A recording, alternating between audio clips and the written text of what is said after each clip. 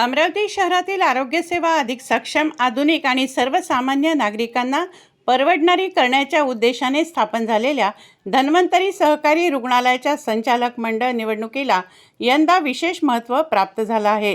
सन 2026 ते 2031 या कार्यकाळासाठी होत असलेल्या या निवडणुकीत सामाजिक बांधिलकी, पारदर्शक कारभार आणि रुग्णसेवा उंचावण्याचा स्पष्ट अजेंडा घेऊन उमेदवार मैदानात उतरले आहेत.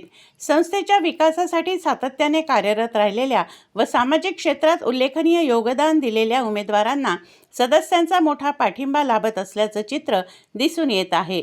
आधुनिक वैद्यकीय सुविधा सर्वसामान्य रुग्णांपर्यंत पोहोचवणे, तज्ज्ञ डॉक्टरांची सेवा उपलब्ध करून देणे, आरोग्य जनजागृती वाढवणे आणि रुग्णालयाचा दर्जा अधिक उंचावणे यासाठी उमेदवारांनी ठोस भूमिका मांडली आहे.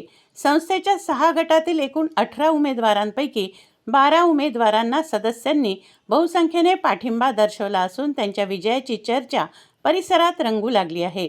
उर्वरित उमेदवारांनीही माघार घेऊन संस्थेच्या प्रगतीसाठी सहकार्याची भूमिका घेतल्याचं समोर आलं आहे. विशेष म्हणजे धन्वंतरी सहकारी रुग्णालयाच्या आजवरच्या निवडणूक इतिहासात संचालक मंडळाची निवड अनेकदा बिनविरोध झाली असून एकमत आणि विकासाभिमुख परंपरा यंदाही कायम राहण्याची चिन्हे दिसत आहेत. आरोग्य सेवा हीच खरी समाजसेवा या ध्येयाने प्रेरित होऊन सर्व सदस्यांनी विकासाच्या बाजूने कौल द्यावा आणि धन्वंतरी सहकारी रुग्णालयाला नव्या उंचीवर नेण्यासाठी सहकार्य करावं असं आवाहन संबंधित उमेदवारांकडून करण्यात आलं आहे. रुग्णांना अधिक चांगली सेवा मिळावी यासाठी अत्याधुनिक साहित्यासह नवीन इमारतीची पायाभरणी करण्यात येत आहे. जवळपास 2800 सदस्य या निवडणुकीत मतदान करणार असून सदस्यांना निवडून देणार आहेत. रुग्णांना अत्यल्प दरात येथे सुविधा मिळत असून अनेक गरजू आणि रुग्णांची मोफत तपासणी व शस्त्रक्रियासुद्धा या रुग्णालयात करण्यात आली आहे. त्यासाठी अनेक दानदात्यांनी सुद्धा मदतीचा हात पुढे केला आहे.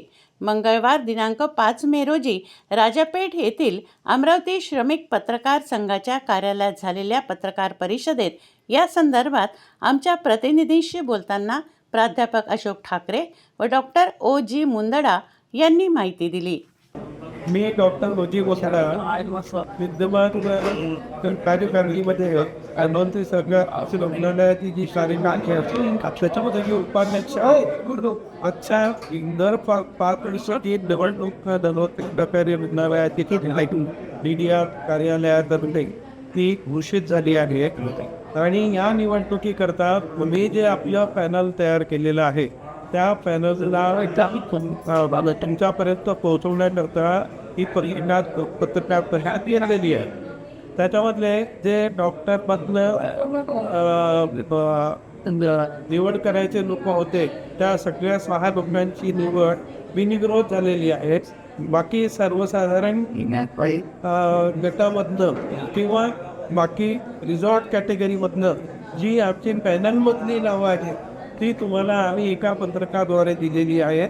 आणि या सगळ्यांना या आमच्या पॅनलला निवडून देण्याकरता आम्ही आवाहन करतो आहोत.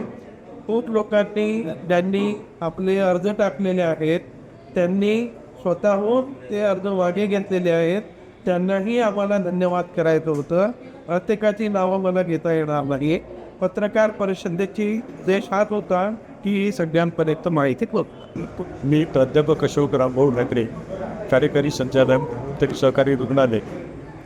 आज या पत्रकार परिषदेच्या निमित्ताने धन्वंतरी सहकारी रुग्णालयाचं जे 17 मे रोजी असलेलं इलेक्शन आहे त्या संदर्भात ही पत्रकार परिषद बोलायला की आम्ही विद्यमान 21 डायरेक्टर या ठिकाणी कार्यरत आहोत. त्यापैकी 18 जणांचं पॅनल आम्ही तयार केलेलं आहे. मतदारसंघात आम्हाला काही गती नसल्यामुळे आम्ही तिकडे काही लक्ष दिलं नाही.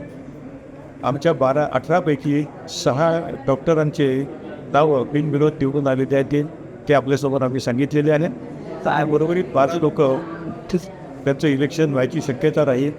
त्याच्यासाठी आम्ही तुमचे सर्वांचे नावं आपल्यामार्फत सामान्य लोकांपर्यंत आणि आमच्या मतदारांपर्यंत पोहोचावं यासाठी हा प्रयत्न केलेला आहे. धन्वंतरी सहकारी रुग्णालय ज्या तऱ्हेने काम करत आहे आणि त्याचे विद्यमान डायरेक्टर्स या ठिकाणचे इलेक्शनमध्ये उभे आहेत ते आणि आमचे काही लोक आमच्यासोबत जे आलेले आहे त्या सर्वांच्या मदतीने आम्हाला धन्वंतरीला ज्या तऱ्हेने पुढे न्यायचं आहे, रुग्णसेवेचा दर्जा मोठा करायचा आहे, त्यासाठी संस्थेच्या सर्व आजमी सदस्यांनी आम्हाला पोतांनी निवडून द्यावं ही विनंती मी आपल्या त्याच्यापर्यंत करतो आहे.